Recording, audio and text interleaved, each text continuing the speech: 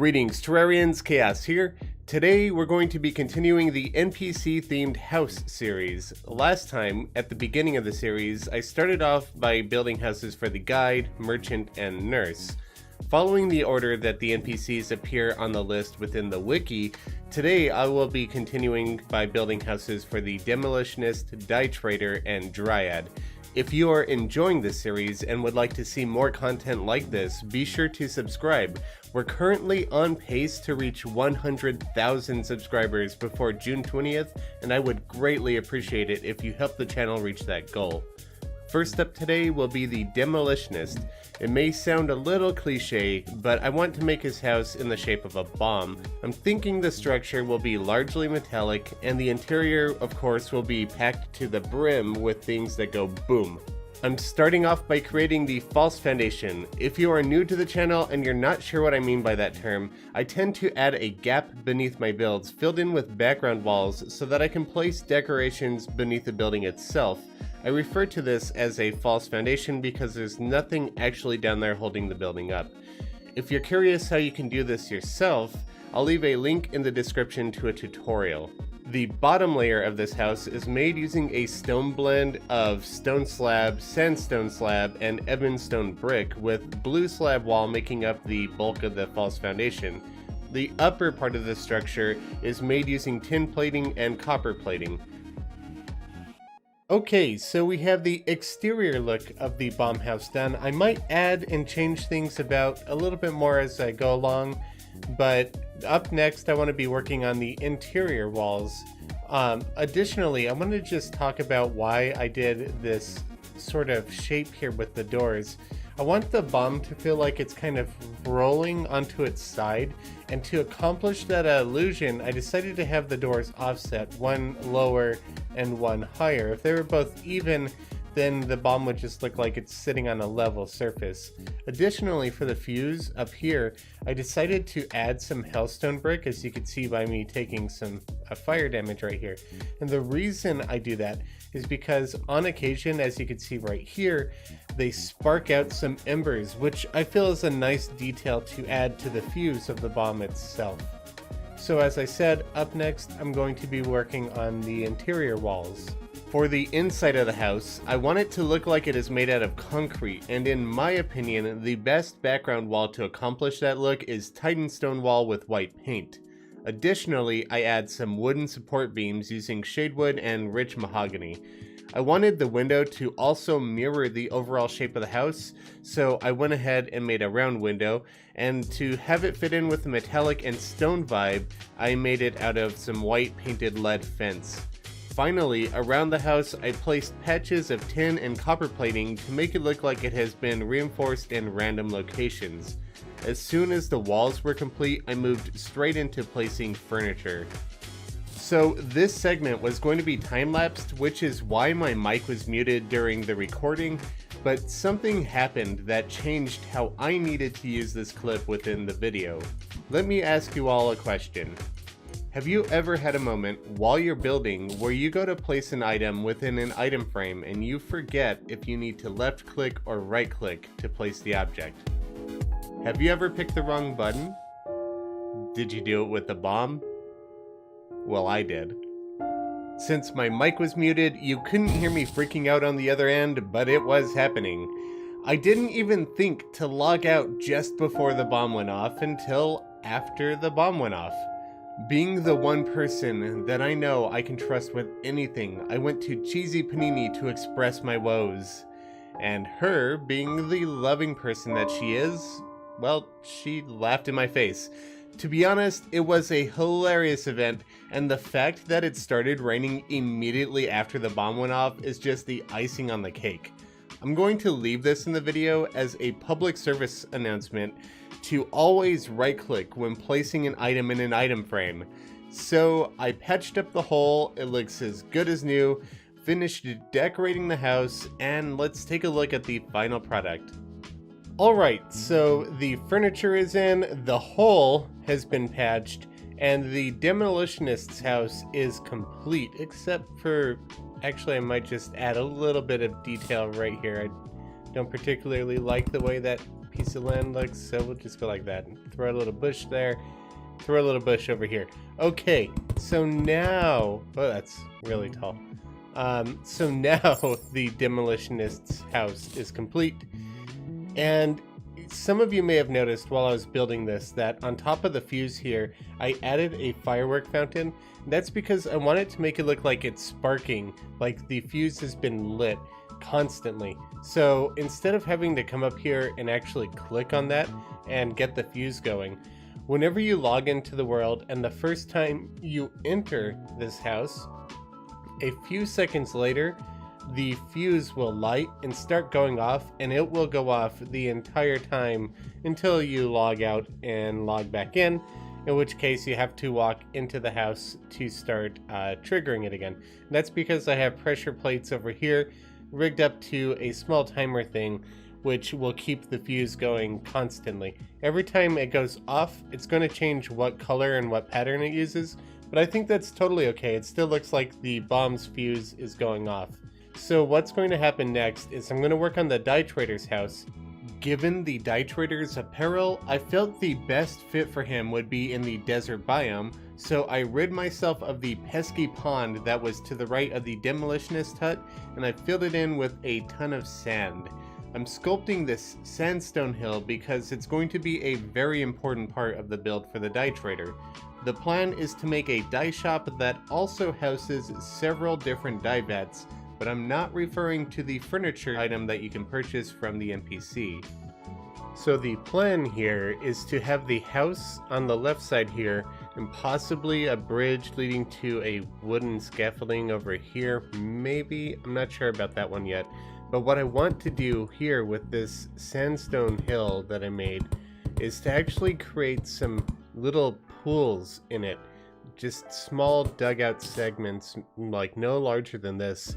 And these are going to be housing various different colors of water, which I'll be lighting up using some gem spark wall to change the color of the water. Granted, that means they're going to be glowing at night, but I'll surround them by lamps so that the glow makes a little bit more sense. But it's the best way to change a watercolor for individual small sections than to just use a fountain. So what I want to do is basically have several small dye vats carved into the side of this rock face, with the main dye house being to the left of it. Well, we have an early arrival, I guess, and he moved into the wrong house because of course he did. And he's also walking all the way up in here just to get in my way because of course he is. I can't get rid of him like I get rid of the guide. Unless...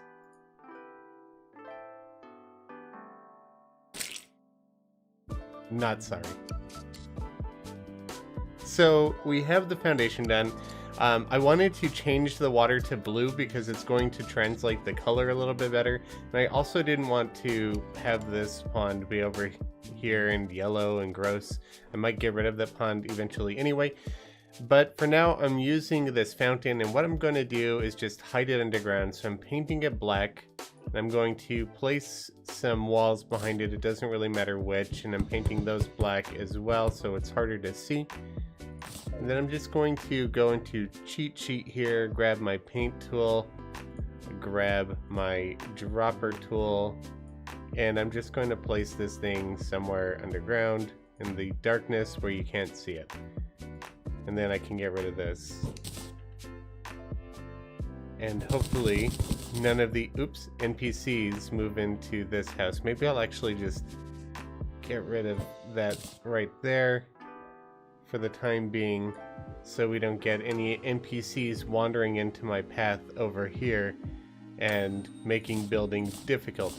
So here we have all of the different ponds that I'm going to be changing the color of, and you'll see that if I grab one of the gem spark walls and place it behind, it'll kind of make the color of the water match the gem spark behind it. I'm afraid that kind of changing the watercolor didn't quite cut it for me. it just wasn't vibrant enough. So let me just save you all a bunch of time with a quick edit here and say that I changed my mind in the long run and I'm not going to use water. Now we have the outline of the house done. I haven't worked on the background walls at all, and I'm still debating what I want to do with that. But we do have the scaffolding, the house, and the rope bridge complete, as well as the dye vats all colored up. I did decide to go with the slime wall, as I felt that it just was more vibrant in color than the water, and it fit a little bit better. I would like if there was perhaps a clear water that was easy to change the color of by placing something behind it, but since that's not really an option, I'm just going to go with this. It would be nice to have something to splash in here for a little bit extra ambience, but we can just survive with what we've got. Up next, other than doing background walls, I want to make a sign out front, and I want the sign to look like it's kind of maybe bottles of dye. This is inspired by the dye shop in Breath of the Wild, if any of you have ever played that Legend of Zelda game. And on top of the dye shop's building, they have little vials of dye in various different colors. And I want to do something that's inspired by that over here. Now, I'm not a huge fan of the way that the rich mahogany is interacting with the glass, so I might think of another way to hang these up. I'm not going to do it right this second. I'm going to give it some thought while I work on the next section of the build. So up next, what I'm going to do, other than finalize these dye potions here, is work on the backgrounds. And all that's left is to decorate the build. Now, I'm not just going to decorate the interior of the house. I want to do quite a bit more outside as well. And to that end, I have a bunch of different dye plants which I'll use to decorate the desert itself. But I also want to have areas of hanging fabric. Some will be painted, some won't be. But to get the fabric, I have a pumpkin wall here, I have sail here, both make very good looking fabrics. I'm going to experiment around with maybe using some cloud as unpainted fabric, but we'll see if I end up using that. And I'm not sure if I'm going to end up using pumpkin block or not, but I'm going to mess around with those and see what I get. Many of these will be hanging from ropes, and I've also got a slew of different banners here which I feel look somewhat like fabrics. So we have like the elemental banner, or the ice elemental banner here, the hoplite and Medusa banners both look very much like fabric, and the last one that I have is the Lost Hopes for Humanity banner, which you can get from the underworld, which looks like a tattered cloth, which I might throw in a couple of places as well. So I'm going to experiment around with laying all of these out. And while I finish up the dye trader's house, I just wanted to thank you all very much for making it this far into the video. I really do appreciate you all sticking around. I hope you're enjoying it so far. If you are, please consider leaving a comment and let me know what you all would like to see for future NPC houses. I have a good idea of what I want to do, but I'm always curious to know what you all think as well, so let me know.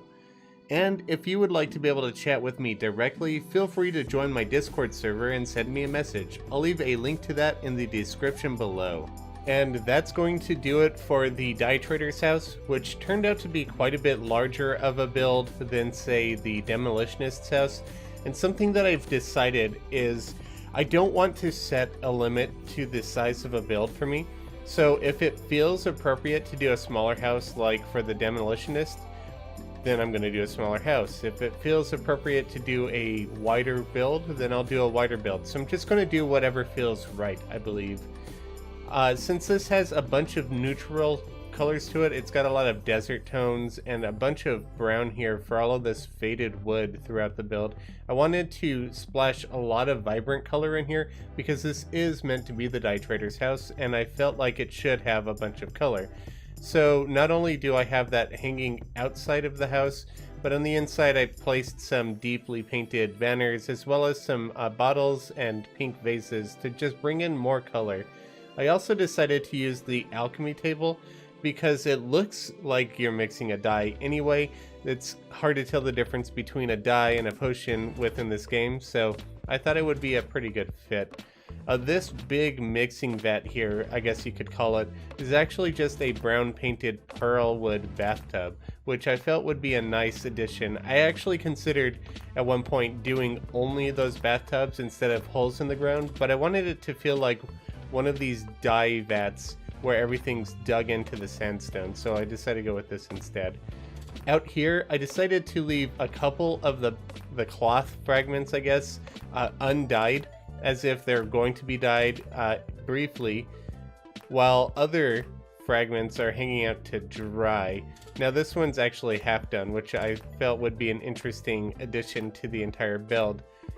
And over here I decided to do purple because it's next to the blue vat and it's next to the red vat. Instead of just having another red cloth hanging over the appropriate stand, it could look like they dipped it into the blue, then dipped it into the red, and now it's hanging to dry. Just a little detail that I thought might be fun. To light up the build, I decided to use these oil rag sconces from the dungeon, and then I threw around some crates, barrels, this is a cooking pot, and a couple of the dungeon pots as well, just to look like they might be holding more dye than what we see here. So that's going to finish up this build, and next I'm going to move on to the Dryad. For the Dryad's house, I want to do something that I've never attempted before, but I have this vision of a glass room, a round room, that's being held up and cradled by a large tree next to it. And normally I would do something like a tree house or a micro build of a small tree with a house inside of it, or maybe a greenhouse. But I wanted to go with something a little bit more fantasy feeling than that even. And so that's where this is going to come into play. And I don't know if it's going to work out quite the way that I have it envisioned, but I sure hope so. And I think that it might. The first thing that I need to do is to create this sphere. And once that's done, I'm going to move on to creating the tree. I have to be careful with what blocks I choose to use in the tree because a lot of these blocks will end up merging with the glass. So if I grab the living wood, you'll see that it merges, and so does the living mahogany. So I might need to be careful about how I place these to cradle the glass, because I don't want to have everything just merged. It's not going to be a good look. So I'll figure that out as I go along. Once I was happy with the glass circle, I set off on creating the tree, starting with the branches that will be embracing the room. Using a technique that I learned from Cheesy Panini in her tree tutorial, I used Cheat Sheet to grab a single block of living wood and I pasted it using the mod. This helps you with placing blocks above the ground because you can place tiles directly into the air using this technique. The downside is that there isn't an easy way to just erase segments, as you have to copy a space of air and then click back and forth between placing and deleting blocks. Since I do a lot of undos and redos when getting the tree shape just right, I decided to save myself further time by hopping into T-Edit. All of this can be accomplished in-game without the use of T-Edit or mods. I'm just using them to save me time, as these builds take me many hours to complete as it is. So that took much longer than I would care to admit, but finally I'm happy with the position of the tree, the shape of the tree, the size of the tree, everything about this tree I've been extremely picky about, but I'm finally happy to settle on this right here. So up next I need to obviously fill in some leaves for this tree, otherwise, you know, it's kind of a depressing sight. But also what I want to do is some landscaping out here in front of the orb as well. Ultimately, what I'd like to have is a small staircase leading to a pile of rocks. So I'm going to lift up the land here with a bit of rocks and then taper it back down. And then once that's done, I'll jump into a time lapse of me filling in the leaves. I might not do the entire thing in a time lapse because it can take me quite a long time to do leaf work on a tree, but I'll show you at least some of it. When doing the leaves for a custom tree, I feel that it's important to always be able to show some of the branches here and there, but not too many of them. You won't be able to see all of the branches on most trees with leaves in real life, so you shouldn't expect to see them when doing them in game either. Try to look at the locations of your branches and visualize a bunch of thinner, tiny branches extending around that you can't actually see in game. You don't need to place these, just visualize it. And then you can see what naturally flows when placing your leaves. Also, don't be afraid to remove segments of wood later to add more leaves in. If a branch looks like it's going to be too thin to support the cluster of leaves that you've placed at the end of it, you can either reduce the size of the leaf group or you can increase the size of the branch. If you would like to see a build tutorial with tips on how I build my trees, I'll leave a link to that video in the description below, so check it out. And here the tree is complete. So I'm experimenting around with adding some dye plants into the trees lately. I still want to improve my tree design because it's been relatively unchanged for the past 5 or 6 years, and it's overdue that I start improving my tree style. But that said, I'm going to stick with what I know for now, just so that I'm not spending more time trying to learn something new, or figure out a new style rather, in the middle of a video. I'll save that for another date. Though, for now, just a little bit of experimentation with the dye plants, and the tree is done. All that's left now is to decorate this tiny area and make it a valid NPC house. And so the Dryad's house is complete. Compared to the other two, the house itself might be not as decorative, but the exterior I feel is actually one of my favorites of the builds. Let me know in the comments what you all think is your favorite. And that's going to do it for the second episode of the Themed NPC Houses series. I hope you all enjoyed the builds. If you're hoping to download the world and check them out in-game for yourself, I will be making the world save available once the series is complete, just not quite yet. Thank you all for taking the time to watch this video. If you liked it, let me know by leaving a like and a comment, and please consider subscribing to my channel. It really helps me out. Until next time, I'll catch you all later. Happy building!